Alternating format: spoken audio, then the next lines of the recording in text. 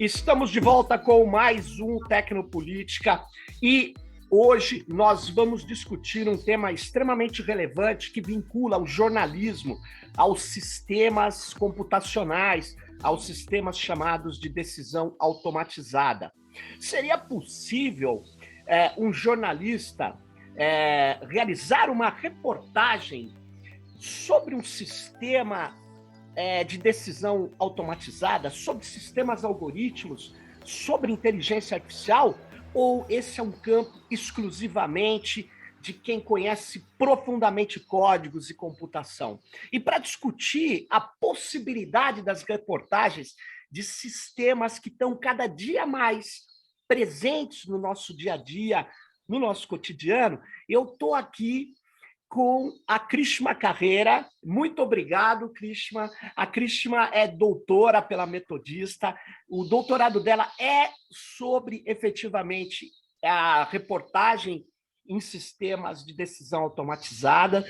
E a Krishma é jornalista e atua como profissional em agências de comunicação, mas é professora da Facom, né? E está aqui com a gente para conversar sobre esse tema que é extremamente relevante, que faz parte hoje do que a gente chama de interesse público. Então, de novo, muito obrigado, Krishma, e eu já entro perguntando, então é possível investigar sistemas automatizados?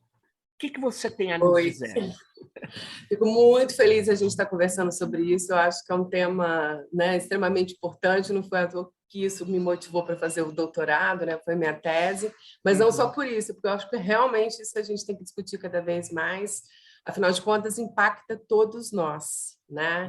Mesmo coisas que às vezes a gente nem imagina, a gente está sendo impactado no dia a dia, e principalmente que a gente tem que pensar que isso também passa pela questão da administração pública, né? E uma série de decisões que são decisões públicas que dizem respeito a nós, estão sendo tomadas de forma automatizada e muitas vezes a gente nem sabe.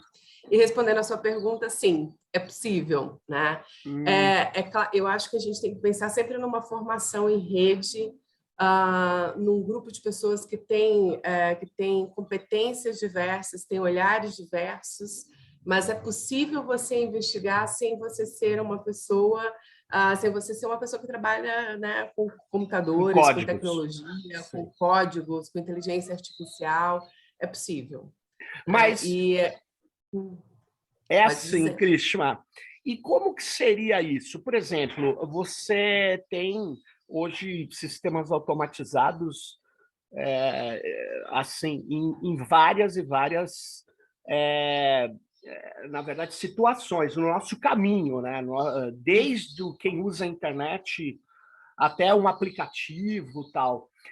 Vamos supor, como é que você investigaria, por exemplo, um órgão público que começou a adotar um sistema automatizado? O que o jornalista faria? Na minha tese, eu proponho a RISDA, que é a reportagem investigativa, né, sobre esses sistemas de decisões automatizadas. Nela, eu crio um passo a passo ali daquilo que seria possível fazer. Então, a primeira parte desse processo de apuração, Sérgio, a gente está vendo a questão quais são as informações gerais.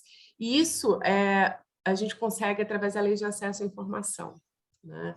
Então, acho que o primeiro passo é a gente pensar na lei, para a gente conseguir esse tipo de acesso. Então, você tem que saber, né, qual que é o nome desse sistema, qual é a empresa que opera esse sistema, ela é com código aberto, ela não é com código aberto, e a partir disso, a gente vai tendo ali são várias etapas para a gente conseguir avançar.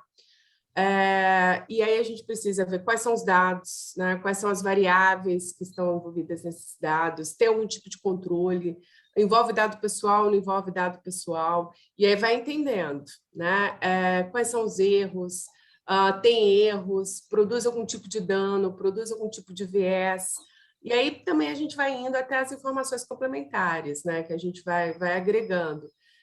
E aí, nesse processo, acho que tem várias formas a gente está entrando. A gente pode, faz um levantamento que entrou em determinado órgão, algum processo desse tipo, né, algum sistema desse tipo. Ou, a partir de alguma denúncia, algumas pessoas que a gente vai percebendo que estão sendo prejudicadas, né, aquilo ali de uma forma sistemática e que a gente vai entendendo. Então, desde a entrada, né, quando a gente pensa ali na entrada do sistema, até a gente pensando já na saída, fazendo um pouco também do reverso. Então, são várias técnicas que são técnicas possíveis. Uma coisa que me chama a atenção nesses sistemas é que eles são apresentados como quase que seres alienígenas, né? Porque eles não têm responsáveis, a pessoa fala, o sistema não aceitou, o sistema não permite, mas quem é o responsável pelo sistema? Se você reparar, tem uma falha nessa nossa lei, eu não sei o que você acha disso, essas leis nossas, porque esses sistemas automatizados, eles deveriam, ao serem implementados, do meu modo de ver, ter o nome de um responsável, onde qualquer um poderia falar com esse responsável e fazer questionamentos, né? Mas isso não tem, você até falou, eu tenho que ter a lei de acesso à informação. Isso num órgão público. E no Uber, por exemplo, no Uber Eats, como é que você faz o que você bolaria para fazer uma reportagem sobre esse sistema automatizado? Eu acho que a gente tem que pensar, e são várias coisas, né? Mas primeiro o lado humano mesmo da coisa, e pensando jornalisticamente no beabá do jornalismo, que é ir correr atrás de fontes, alguém que vaza alguma coisa, e aí você vai somando, né? Vai ligando ali os pontinhos para entender quem que foi prejudicado, por que foi prejudicado. Montando um mapa. Tem uma reportagem, por exemplo, que foi feita nos Estados Unidos já há um tempinho atrás, e que ela investigou exatamente os sistemas o porquê da precificação, o porquê que determinada pessoa que está em certo lugar, ela paga mais por um produto do que outro que está em outro lugar, né? E aí ela foi conseguindo investigar, a partir disso ela percebeu, né? Então, assim, olha, não, fulano ele está pagando mais, mas o outro pagou bem menos, mas por que isso está acontecendo? E aí ela foi mapeando, foi conseguindo encontrar né, descobrir um programador que topava falar, sempre tem aquele que saiu, que está bravo, né, e que vaza, que traz alguma coisa, que fala alguma coisa em off. Então, nesse aspecto, eu acho que também tem um trabalho jornalístico tradicional, que é aquele trabalho jornalisticamente bem feito, né? E a gente falando do jornalismo investigativo, porque para a gente que é jornalista tem essa diferença, né? Daquele jornalismo do dia a dia e do jornalismo investigativo de fato, né? Que você vai correr atrás de uma série de coisas, que você vai trazer à tona uma série de coisas. Ou seja, vai fazer uma reportagem que muitas vezes precisa de deslocamento, precisa falar com muita gente. Não dá para fazer só do gabinete ali, né? Não só do gabinete, é mão na massa, né? Mão na massa. E aí eu acho que assim, essa capacidade que a gente tem de trabalhar em rede mesmo, né? Então, de conseguir formar grupos que vão além de um único jornalista, né? E que a gente consiga agregar pessoas que aí sim, você pode pegar alguém que seja um computeiro, você pega lá um programador, você pega alguém que sabe daquilo ali, você vai somando ali para conseguir descobrir e desvendar. Sim. E eu acho que assim, e falar, né, Sérgio? Porque eu acho que o que a gente precisa muito é mostrar, né, acima de qualquer coisa, o que está afetando a gente, porque as pessoas simplesmente.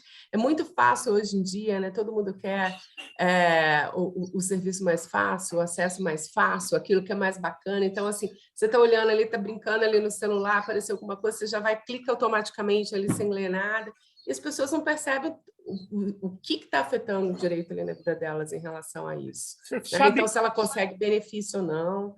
Você sabe que, imagina, um joguinho que chamava Pokémon Go, foi uma reportagem investigativa que fez um trajeto muito simples. Ninguém falava nada do que era as implicações que aquele joguinho de celular teria, uma coisa aparentemente sem nenhum impacto negativo, mas quando você lê a patente, ou as patentes, pelo menos 2 patentes, né, você vê uma coisa bem curiosa, né, porque as patentes eram patentes vinculadas à coleta de dados em ambientes, né, a partir do uso do celular, de técnicas de realidade aumentada. Ou seja, o objetivo final do jogo não era simplesmente divertir ou entreter a moçada que estava lá jogando, fotografando ou capturando Pokémon. Toda vez que você clicava na captura do Pokémon, você fisgava uma imagem, mandava para a empresa. Ou seja, a empresa criou um banco de dados de imagens. Pois é, gigantesco. Então, E para onde vai, né, esse banco? Para onde né? Como ele vai? vai ser usado, o que ele vai ser usado, da forma, qual o objetivo. Mas e a gente não vai sabendo. As pessoas não sabiam, e algumas, mesmo sabendo, não se importam, né? Mas foi uma reportagem, né? Que foi. E ela parou num certo momento, porque a empresa não fala, né? Obviamente, se capturou tantas imagens para a palavra mágica é monetizar, né? Então tem um monte de coisa acontecendo que é importante que as pessoas saibam, né, o fluxo das coisas, né? Eu acho que Exatamente. o seu método ele permite você construir essa jogada, né? Ligar as partes, não é isso? Sim, a ideia é exatamente isso, pensar em perfis diversos mesmo. Então, se você tem um perfil, né, que não é um perfil técnico, até onde você consegue chegar.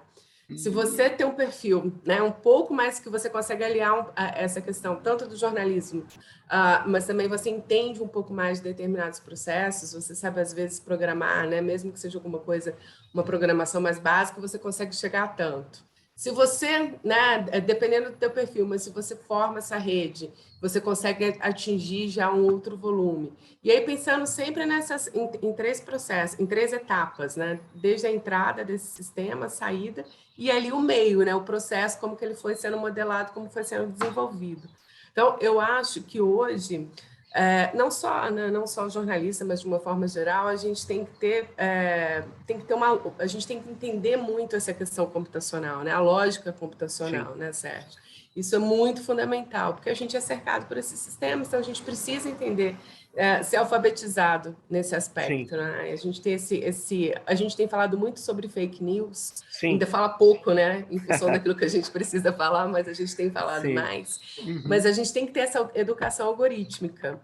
E eu acho que tem essa questão da investigação, né, dessa investigação que eu chamo de RISDA, que o objetivo é não só desvendar, né, ajudar a apontar determinadas falhas, mostrar a necessidade de correções, promover discussões, mas ajudar nesse processo de alfabetização também para que as pessoas entendam, né, que acordem, né? Assim, o seu dia a dia tá, né? Você está sendo o tempo todo, tem decisões que são tomadas por você, que afetam você, e que são tomadas de forma, né, automatizada, e que você não faz a menor ideia como aquilo aconteceu. É verdade. E quais são os critérios efetivos? Porque o problema é esse, né? Qual é o critério? O que leva a alguma coisa? Por que você, por exemplo, a gente está cada vez mais vendo sistemas automatizados de seleção de currículos para entrevistas de emprego, né? Por exemplo. Por que um currículo não foi aceito, né? Você fala, mas isso antes do sistema, isso é uma decisão arbitrária da empresa, né? Porque é privada, tal. Mas veja, uma vez que ela se dispõe e alardeia isso, que ela faz um processo seletivo de escolha dos melhores, ou ela quer escolher com base em tais critérios, ela mesmo não divulga os critérios, né? E os sistemas, muitas vezes, eles extraem padrões do que a empresa gostaria, né? A Amazon já fez um sistema, você deve se lembrar, foi até bastante comentado, né? O sistema só escolhia homens brancos de uma certa idade, porque era um sistema de aprendizado de máquina que o RH achou que teria descoberto a América, né? Botado o ovo em pé, que é assim, vamos pegar os caras mais bem avaliados da companhia e eles conformarão o padrão de contratações. Só que aí os mais bem e os avaliados... outros, e os outros, né? E é isso. E às vezes a gente nem visualiza, né? Às vezes você está navegando na internet, está procurando alguma coisa, isso é tão sutil que é o fato de você ver algo ou você não ver. Né? É isso que é mais louco. Não é só quando você entrou lá, você clicou, você quer uma vaga que você é rejeitado. Não. Você às vezes nem enxerga essa vaga, porque isso já aconteceu também pelo fato de você ser mulher, né? Com uma série de denúncias que aconteceram. Então, tem um estudo também que fala que isso me chamou muita atenção, sobre e-mail. Porque a gente também nunca vai imaginar que tem esse tipo de coisa ali no e-mail. E foi um estudo que foi feito lá nos Estados Unidos, em relação à política, e eles viam o seguinte, que determinados políticos apareciam na caixa de e-mail, quando mandava alguma notificação, alguma promoção, lá que tem aquele sistema de você contribuir bastante, e que a maioria das pessoas visualizava. Outros você não visualizava. E aí começou a cair a ficha para eles. Mas espera aí, mas e-mail, será que isso vai acontecer? E aí fizeram uma experiência e descobriram que sim, que acontecia. Olha então, não só. sei se já teve alguma correção nesse processo de lá para cá, mas isso acontecia. Então, é geral, né? Para tudo. Então, os e-mails, por exemplo, tem uma outra coisa, né? Os robôs leem os seus e-mails, não são humanos. Eu sempre achei isso um absurdo. Eles leem e oferecem promoções. Oferecem promoções ali. O Gmail faz isso. Né? Mas isso não é nem uma coisa estranha, é uma sei lá, é o dia a dia, o café com leite. Café com... As redes programáticas de publicidade, né, que hoje nos atinge em tempo real, né? É isso que é o problema, né? A gente está navegando num site ou qualquer coisa, num perfil, numa rede social, e os anúncios que, em geral, nos são apresentados, eles são já baseados nas informações, né? No que a gente quer, o que a gente está procurando. E às vezes que a gente nem sabe o que quer, mas ele já sabe o que a gente quer. Então, e essa história que tem vários pesquisadores criticam, que é exatamente essa prever aquilo que você vai fazer, não necessariamente aquilo que você faria em determinado momento, né? E isso pode estar impactando a gente realmente de formas que não são boas para a gente, não são boas para a democracia, né? Não são boas, que levam a discriminações, reproduzem ideologias. Então, a gente acaba sendo cercado muitas vezes sem saber, mas a gente precisa discutir. E é possível. Ô, Krishma, você falou agora da democracia. Eu me lembro bem da sua tese, que você colocava esse problema, porque esses sistemas podem estar influindo vamos falar assim, formação da opinião pública. Mas o que você acha mais grave nessa questão desses sistemas? O Frank Pasquale chamava de opacos, né? Eles são ofuscados também. A gente não consegue ver. Mesmo quando a gente sabe que ele está lá, mas a gente não desvenda a sua operação. Mas o que você pensa que é complicado aí para a democracia? Primeiro, essa questão daquilo que você vê e daquilo que você não vê. Né? Porque a partir do momento que você não está tendo acesso a determinada informação que é essencial e que você não faz ideia disso, isso é um problema, porque passa nessa sensação de que você está navegando ali que todo mundo está tendo acesso, só que não. Tem um estudo que não é um estudo que não é um estudo recente também que foi feito com o Face, que eles colocaram na época de uma eleição norte-americana, que eles colocavam para um determinado grupo, né, de pessoas que fizeram ali um teste. Quando eles colocavam os amigos, aparecia para eles ali os amigos que saíram para votar, isso estimulava as pessoas a votarem. E eles conseguiram mensurar, através de uma série de testes ali, o número de pessoas que realmente saíram para votar em função daquilo ali, só porque aparecia na timeline, né, o amigo que tinha ido votar. Isso teve impacto na eleição. Entendo. Ou seja, a informação que é a frequência que é lançada, o que a pessoa vê, e que a gente não sabe, né? Porque quem está decidindo isso é o algoritmo do caso Exatamente. do Facebook. Exatamente. Então, assim, essa experiência do Face, né, que eu estava comentando, eu acho que mostra bem isso, que é o simples fato de seu amigo ter saído daquilo que te estimula para votar ou não. Né? Então, o que mais que a gente tem? Então, é essa discussão que eu acho que a gente precisa ter, que a gente consegue, e que tem essa história do jornalismo investigativo, que o objetivo é exatamente isso, né? Tirar aquilo que está do opaco e deixar aquilo ali visível. E aí mostrar o que está realmente, mostrar os rastros, né? O porquê que isso aconteceu, qual foi o contexto, o que está implicando, o que está ajudando a construir ou a destruir, né? Quem está sendo beneficiado, quem não está sendo beneficiado. Porque quando a gente pega uma série, hoje, né, quando a gente vê através da lei tem até lá na Transparência Brasil, eles mapearam vários, né? É super interessante que eles têm eles conseguiram mapear vários sistemas que o governo está usando. E aí, quando a gente vai ver, porque normalmente o que todo mundo sempre fala, né? Estou comprando o sistema tal, porque esse sistema tal ele é mais produtivo, ele é mais eficiente, ele reduz gastos. É sempre esse discurso, Sim. que é o discurso da técnica em geral. Né? Só que quando você vai ver, a maior parte, pelo menos ali do que estava sendo apontado pela transparência, que veio através da Lei de Acesso à Informação, não tem métrica. Então, como que você pode falar que você está colocando uma coisa que é mais eficiente se não tem métrica?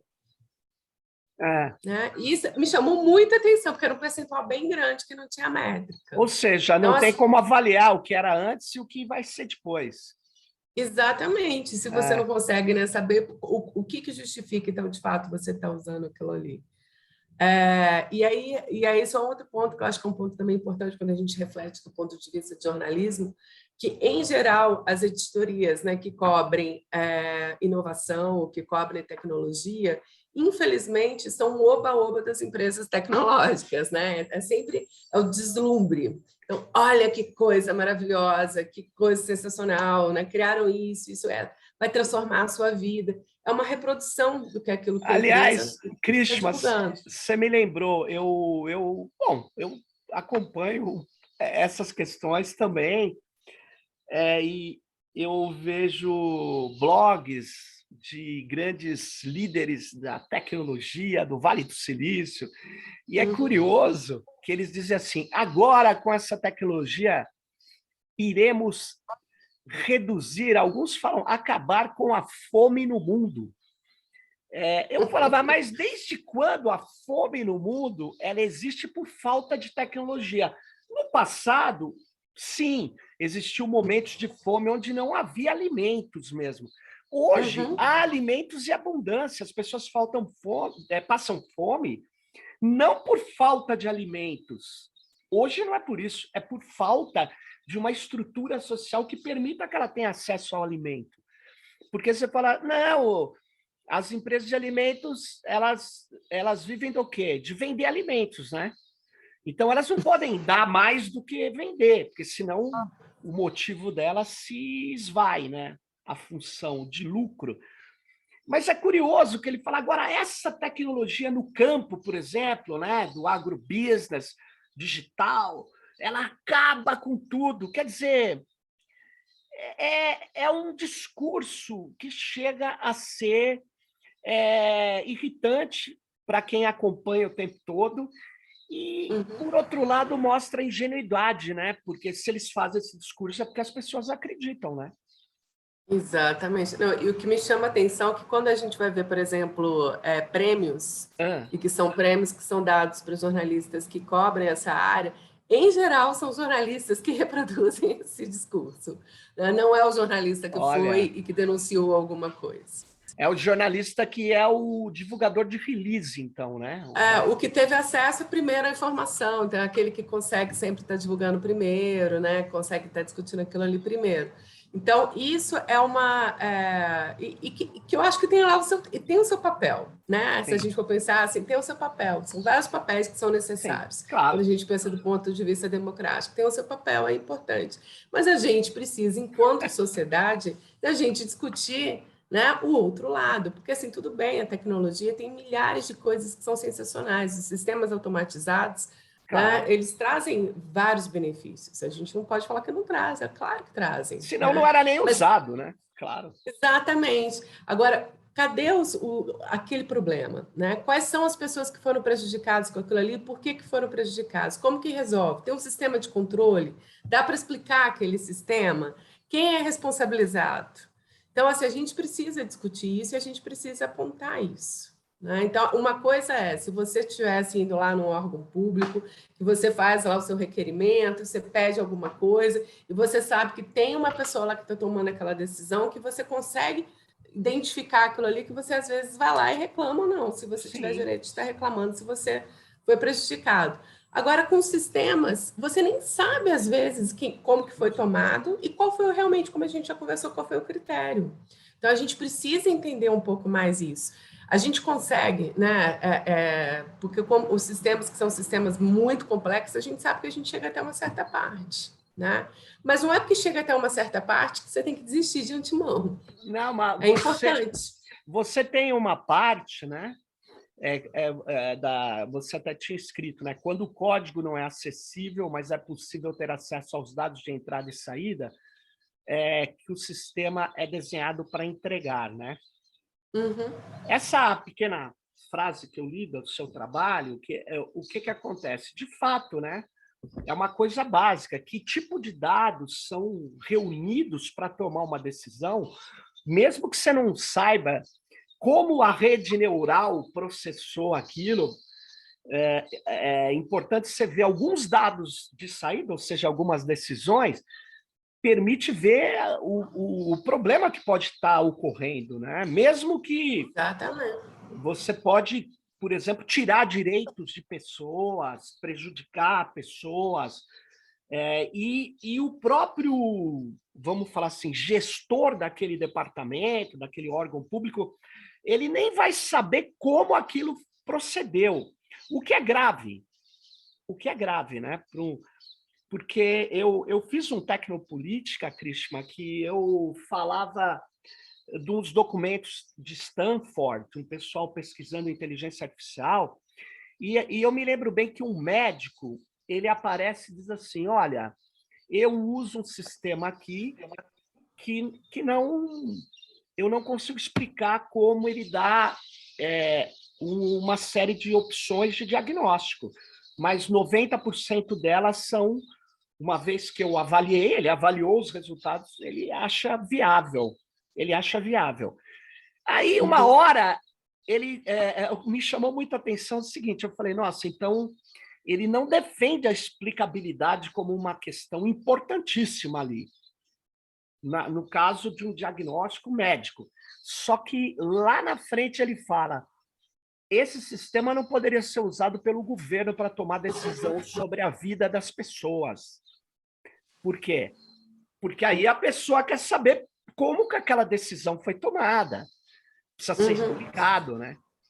E quanto desses sistemas que estão sendo implementados agora não explicam nada, nem para o gestor. Exatamente. Nem para o gestor. Não, e assim, e nessa questão de dados, os dados, por exemplo, envolvem ter uma representação, como que é da população em geral. Tem a população trans, qual é o percentual de negros ali que tem? Você tem uma série de coisas que a gente está discutindo, tem que estar discutindo, né? Então, assim, como que é esse dado? Não é só porque os dados não são objetivos, né? Então, assim, os dados não são, obviamente, decisões não é pelo fato de estar sendo automatizado que é. O que é incrível, tem até uns estudos que não são tão recentes assim, então, mas eu ainda não tive acesso a novos, não sei se tem novos ainda a respeito, mas quando a gente fala de notícias automatizadas, por exemplo, alguns estudos que foram feitos na Europa, me chamou muita atenção que eles chegaram à conclusão seguinte, que as pessoas, em geral, elas tendem a achar que as notícias feitas por sistemas automatizados, elas são notícias mais objetivas e mais confiáveis. Por quê? Elas veem números, e como elas veem números, elas falam, nossa, isso daí é mais objetivo, é mais confiável. Né? É uma loucura! É uma loucura. Então, eles achavam que era mais confiável do que o que era feito pelo jornalista. Pelo jornalista, eles achavam que o texto era melhor. Não, um pouquinho melhor, não dava nem tanta diferença, não. Agora, Krishna, você agora me trouxe uma questão que eu me lembrei agora do David Beer, que tem um livro sobre métricas, né? Ele tem o poder das métricas. Se, por um lado, é preciso a gente medir e saber os critérios que são feitos para medir, por outro lado, tem medidas e métricas que são completamente indutoras de uma ideologia, né? E que é apresentada como objetiva, né? Como você está A métrica é subjetiva também. a com métrica certeza. Ela é ideológica, né? Carrega ideologia, assim, total. Porque, pô, eu fico olhando esses rankings e é assustador, Krishna. Olha só, eu me lembro que quando teve a quebradeira de 2008, a crise nos Estados Unidos dos derivativos, sabe? A última grande crise financeira, as empresas que quebravam, elas tinham o chamado Triple A ou 3As, né? Que era a classificação máxima. E o Brasil era classificado, o país, né? Como país de risco. E, na verdade, era uma métrica assim, o Brasil é risco porque ele não faz exatamente aquilo que eu quero que ele faça. Então, é um checklist, né? Você privatizou todas as empresas estatais? Não. Então, pá, não é confiável. Você tem direitos trabalhistas?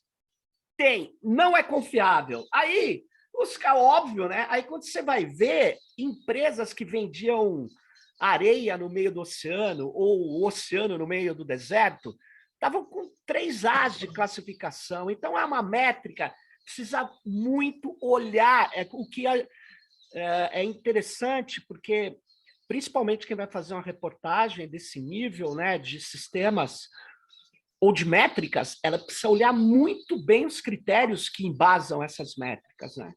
Com certeza. Não, o ranking também a gente tem que saber como que, né, como que ele foi construído, o que que ele leva, quais são os critérios, o que está ajudando a balizar, quem tomou, né? Quem tomou essa decisão, porque isso impacta, claro. Né? Então, a gente precisa saber disso. Quando a gente pensa também do ponto de vista de governo, daquilo que é tomado pela administração pública de uma forma geral, não só pelo governo, né? O sistema de justiça brasileiro está usando muito sistemas de decisões automatizadas. Então, são várias esferas aí que a gente tem que pensar do ponto de vista municipal, estadual, federal, Congresso, né? Então, assim, são várias, a gente não pode ficar pensando só num determinado lugar, mas a gente tem que entender quem é que fez. Né? Então, assim, qual foi a empresa que fez?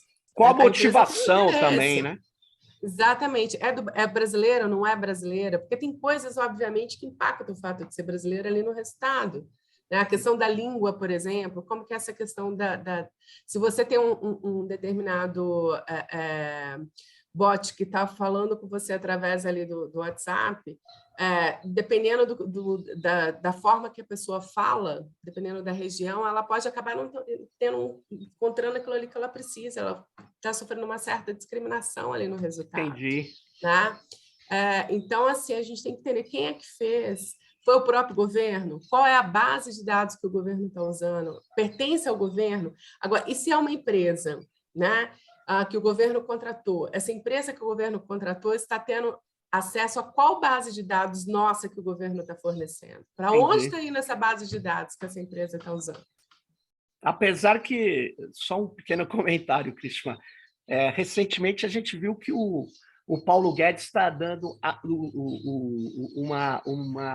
um acesso, no meu modo de ver, completamente indevido, de todos os bancos a dados que são dados da Receita, dados que são guardados pelo governo federal, e que ele acha que vai dar para eles fazerem uma análise, testar e tal. Quer dizer, quem deu essa autorização para ele, né? Ele fala, eu não dei, você deu? Não, ele fala, eu sou o governo. A minha eu não quero. Pois é, pela Lei Geral de Proteção de Dados, ele está cometendo uma violação, no meu modo de ver. Sim. Há uma dúvida, dizer, mas os dados públicos tem que ter uma regra específica, mas peraí, esse dado público é sobre a minha pessoa, então é um dado que o titular, que sou eu, eu não autorizei ele entregar. Acesso. Então. Ninguém foi consultado, não teve uma consulta pública sobre isso. Não foi. Aí ele fala, mas é para melhorar a sua experiência, que é a palavra mágica, né? tudo é feito para melhorar a sua experiência. Aí o cara fala, ah, tá bom. Então, ele pode até, num primeiro momento, te facilitar, te agilizar determinadas coisas, é verdade. Por outro lado, a custa, o resultado disso, a consequência, o efeito colateral pode ser devastador. É o que a gente está começando a descobrir, né? E por isso que esse trabalho de investigação, de reportagem, que não seja só uma coisa de cientista de dados, ou só de um cientista da computação, um engenheiro de sistemas informacionais, mas que os jornalistas se disponham a olhar isso. Isso vai trazer mais informações para a sociedade, vai ser mais importante, né? Porque o pessoal da computação fala, os sistemas têm que ser confiáveis. E isso está em coisas de ética, um sistema humano, um sistema confiável. Mas, na verdade, quem tem que decidir se é confiável ou não é quem está utilizando, é quem pode medir as consequências, é a sociedade, e o jornalismo tem esse papel, né? O jornalismo investigativo. Então, eu acho o trabalho que você fez, né, ele é praticamente, eu não sei se eu estou exagerando, ele é um guia, né, uma orientação de como organizar uma reportagem investigativa desses sistemas algorítmicos, né? E você vai lançar isso quando? Estou me organizando agora para tentar. A minha ideia é ver se eu consigo lançar até abril. Ah, isso vai ser importante. Já começar logo, assim, ainda mais pensando que a gente tem um ano de eleições. Ah, né? sim. E isso, com certeza, a gente vai ser impactado por sistemas que vão estar tomando decisões que vão nos afetar. Então, a ideia é lançar... Eu sei que, assim, reportagem investigativa, não só sobre sistemas de decisões automatizadas, não é fácil. Uhum. Não são fáceis, né? Assim, sim. E as reportagens investigativas, a gente sabe que são para sedações são caras. Elas têm que investir mais em relação a isso. Então, assim, não é fácil sempre você ter uma reportagem investigativa, que é um investimento de tempo, um investimento financeiro, né? São várias questões que são questões importantes. Mas eu acho até que até para a formação de novos modelos de negócios e de novos grupos de comunicação, a gente vai precisar disso. Agora, né? Krishna, deixa eu te perguntar, como professora também, você... eu acho que isso pode ajudar muito as escolas de comunicação. É preciso ter uma disciplina específica, porque não é simples, como você está relatando aqui. As pessoas precisam, desde as universidades, das faculdades de comunicação, elas precisam estudar esse processo, porque não é simples, como você estava insistindo aqui, trabalhar em equipe não é simples. Uma coisa é o jornalista que pega o telefone e tal. Outra coisa é ter que fazer uma coisa consistente, que envolve linguagens diferentes, perspectivas profissionais diferentes, né? Então, eu acho que o teu trabalho podia ajudar também as pessoas, nas escolas de comunicação, criarem disciplinas específicas disso, né? Sim, eu acho super importante. Eu acho até como análise, acho que a gente precisava até um passinho atrás. Sim. No fundo, a gente tem análise crítica de mídia, né? E a gente precisava de uma análise crítica de mídia que envolvesse esse tipo de discussão também. E aí eu acho que tem escolas, no fundo em escolas também. Então, mas dentro das disciplinas dentro da comunicação e dentro do jornalismo, eu acho que é muito importante a gente realmente estar discutindo isso e a gente aprender a sistematizar. Porque, assim, quando você fala do guia, né, mas é um guia aberto. Sim. São técnicas que a gente vai estar o tempo todo aprimorando, que a gente vai estar descobrindo, que a gente vai estar implementando, até porque esses sistemas eles estão mudando todo dia. Né? Claro. Então, a gente tem que acompanhar isso daí. Mas é importante dar o primeiro passo, né, Sérgio? Então, assim, eu acho que é a história da gente começar e a gente sabe o quanto isso demora, em geral, para a gente conseguir promover esse tipo de mudança. Mas é importante. E aquela história de que não, porque, na realidade, a gente está falando de sistemas que estão cada vez mais se desenvolvendo com base em extração de padrões, com base em estatística e probabilidade.